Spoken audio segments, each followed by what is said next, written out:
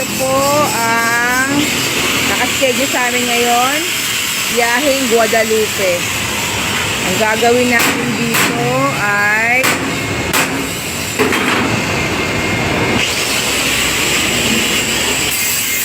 palit tubo assembly.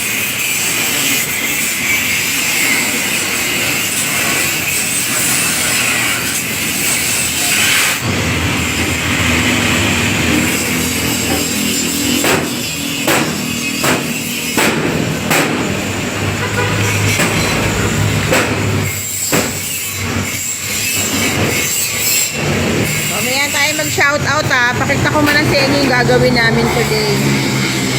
Ayan, magwa-widen ng windshield.